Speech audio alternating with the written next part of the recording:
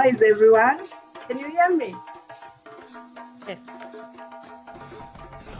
Yes, we can. Hello. Yes, Hello. and loud and clear. We hear you. Well, I keep saying that what has happened to you does not define you.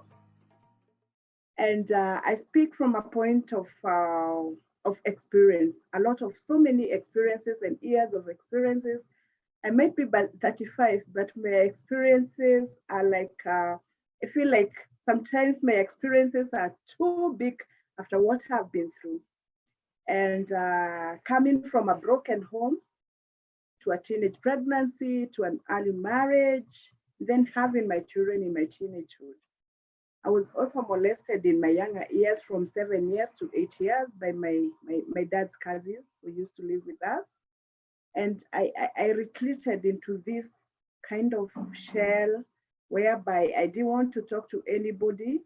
I didn't want to tell anybody what was going on. And so my teenage life just passed me by. And here I was at 16 with a child and another one at 18. And I was bringing up my children when their father was out there having affairs with even my best friends. And then I didn't have an option since I didn't have my parents. I actually met my mom last year for the very first time since I was 4 years old. I didn't even know how she looked like. And my dad passed on when I was 7 years old. And just life just bypassed me. And here I am I call it a marriage that was a marriage of convenience. And I brought up my children that way. And I also wasn't there for my children because emotionally I was not stable to bring up my children. And at 24 is when I got my third baby. I keep saying she's my acting last born. And I at 24, that is the baby I had when I was at least an adult. And by that time I had left. But when I was 5 months pregnant, I said enough was enough, and I left my marriage. And it's after he came home with two women at the same time, and he bet me up, and I was 5 months pregnant. That is the day I left, and I decided I'll bring up my children alone, no matter what happens. And I started a business, and my business did so well. And at one point, I bought a second-hand phone, which unfortunately was a stolen phone. I didn't know that it was a stolen phone, and I was taken to prison. For 1 year, 8 months, almost 2 years, I was in prison. Yeah, it happens in Kenya when you cannot pay your cash bail, you will do your case in prison. I was remanded at that time. And my last child was only 2 years by then. What I did is I called my best friend back then and I told her, go and withdraw money from my account. I had that money to pay bail for me. And she disappeared with my money. She disappeared with my card and my money. And I had to be remanded in prison for almost 2 years without knowing where my children were. And it was the hardest time for me since I knew I had no parents and no one to take care of my children. But I keep saying that God is faithful because he kept them. And so when I came out of prison, what was happening is my children were living with friends here and there. Today they are here, today they are there. They were small children. And I approached people. Now stigma had started because now I had come from prison. No one wants to be associated with me. And I looked for help everywhere and no one wanted to live with me. So I started a life of living in the streets. I would live in the streets. During the day, we would just sit anywhere, but at night we would sleep in the streets. And that was back in 2016, the year 2016. And at that time, I was gang raped for the very first time by about 12 men. I think they had come, I keep saying they had come from maybe a drinking spree or somewhere, I don't know. And they found us sleeping on the streets and they descended on me. They had a gun, they would put the gun in my mouth. They tore my clothes, they gang raped me and they sodomized me and they left me for the dead. And when morning came, I was taken by people to a hospital. I was treated. I had an operation. I was badly damaged. So there's this friend I had met in prison, and she looked for help for me, and a certain organization took up my case and they paid for my rent. So I was taken off the street. And at this time, so the year 2016, I was concentrating on healing.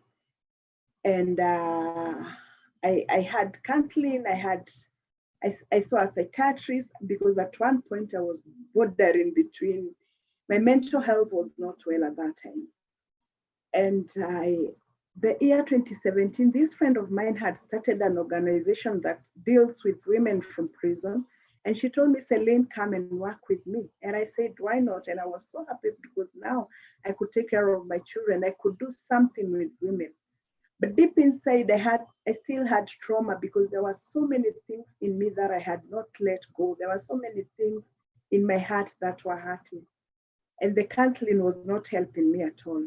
And I worked for the whole of 2017. Then on December 2017, on my way home, just a few meters from my home, I met 6 guys sitting outside and they said hello. And I said hello. I helloed back because I thought these were people who knew me.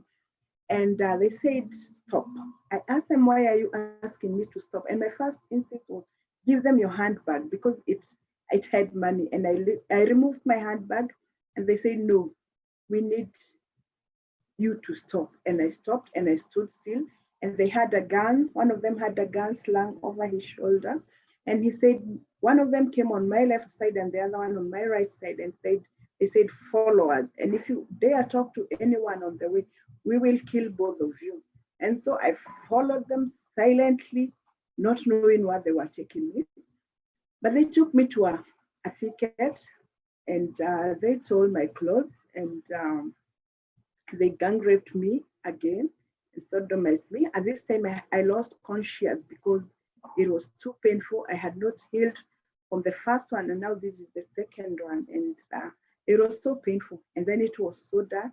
And then they put sticks in me, and then they left.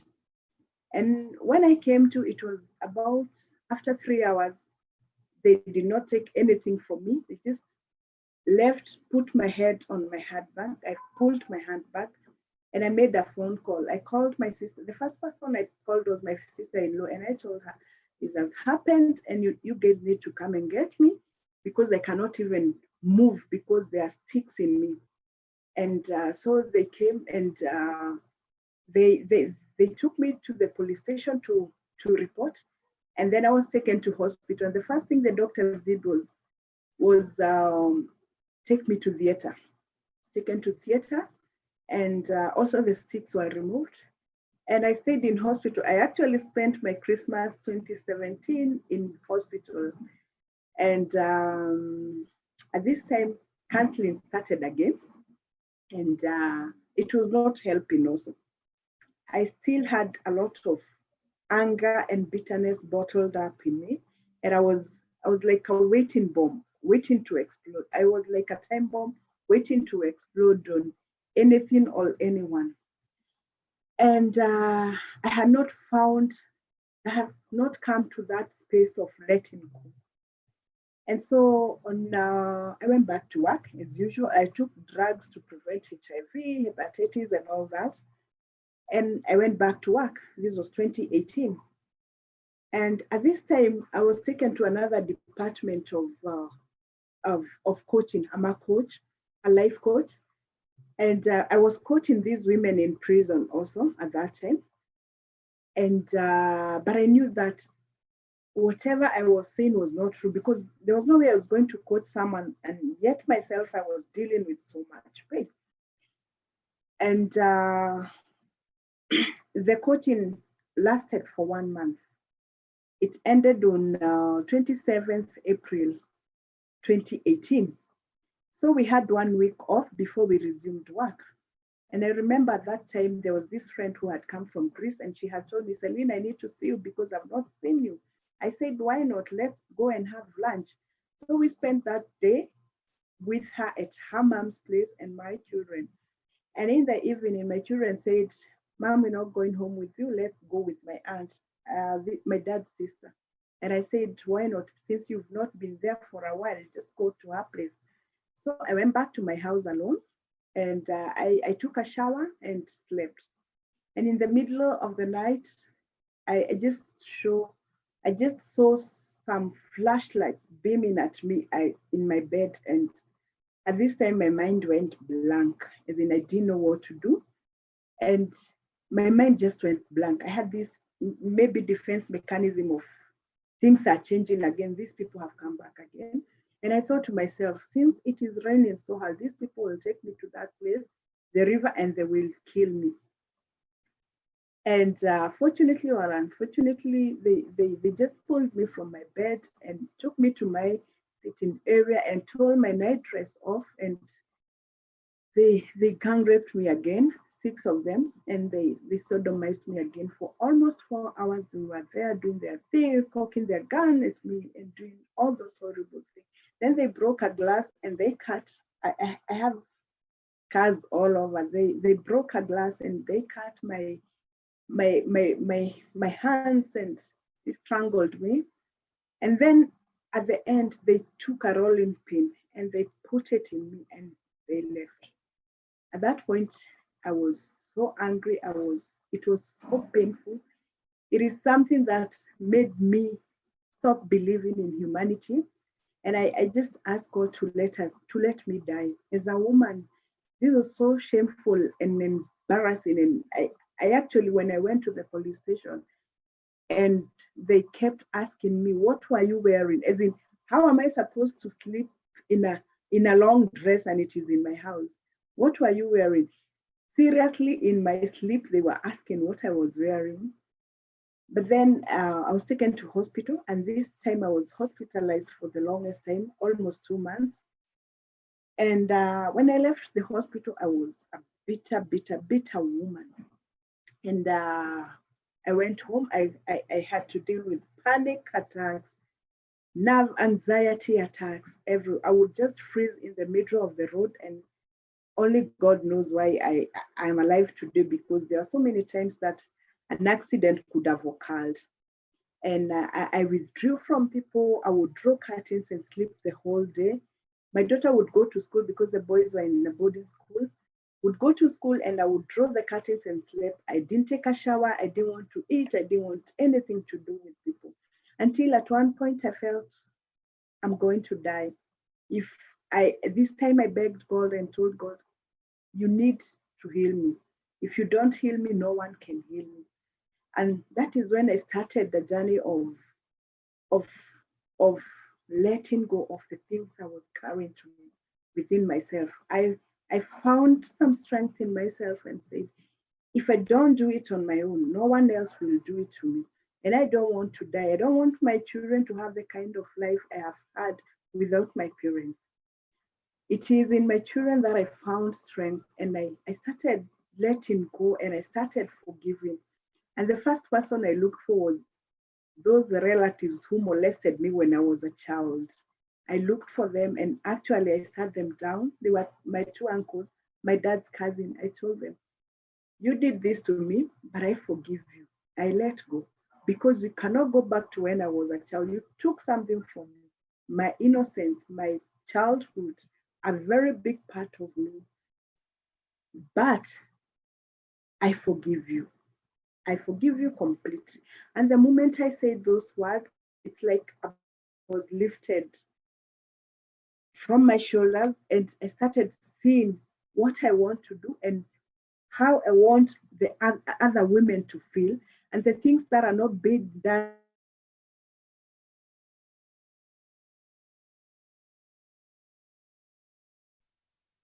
Did Celine freeze?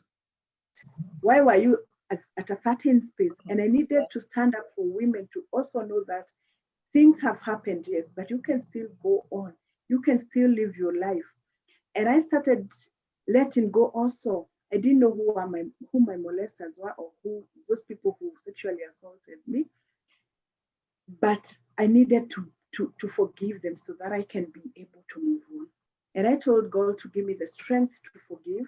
And I forgave them completely. I actually said one day that if I saw them today, I wouldn't take them to court because I have already let go. And I also, the hardest person to forgive was my mom. I needed to look for her, but deep inside, it was so hard for me to forgive her because this is a woman who gave birth to me and then left me when I was 4 years old. And I needed her to be there to see me grow. And maybe if she was there, the dangers I've been through, I couldn't have been there. She knew that my dad passed on, but she was not there. But it took me a long time for me to forgive her. And it took me almost a year for me to forgive her. But I finally forgave her, and I met her for the very first time last year, October. And she's a copy and paste of me. She looks like me completely. And I remember when I knelt down before her and asked her to forgive me for all the times I have cursed her. I felt like I was letting go of a big burden in my heart. And that experience will forever remain etched in my heart. And also, God has brought people in my life who have walked this journey with me. It has not been an easy journey to even look at myself. I actually wasn't able to buy tampons till recently. To lift sanitary towels from the supermarket and just go and pay, it was so hard because I was not used to my relatives buying good things for me, and I thought sanitary towel was a luxury. When my menses started, I used I used to tear my blouses or my mattress, and I would use it as a sanitary towel. And so many things have happened to me that even buying lotion for myself was so hard. I would buy things for people, but I was not able to buy good things for me. And it has taken a lot of affirmation. And actually, I got married again beginning of this year, and God brought that man in my life for a purpose because he has walked this journey with me. He knew what happened, and he held my hand and told me, Celine, we will do this together. And every morning he keeps affirming me. Every morning he keeps telling me, Celine, you're beautiful, Celine. You need to buy this for yourself. And he buys things for me, things I thought were a luxury for me. And I also had kept away from people. Actually, this is the first um uh, and speaking for the first time, looking at you people, because it's so hard to even sit with people and tell them my story. Though I have gone to media houses, but media is just doing a show.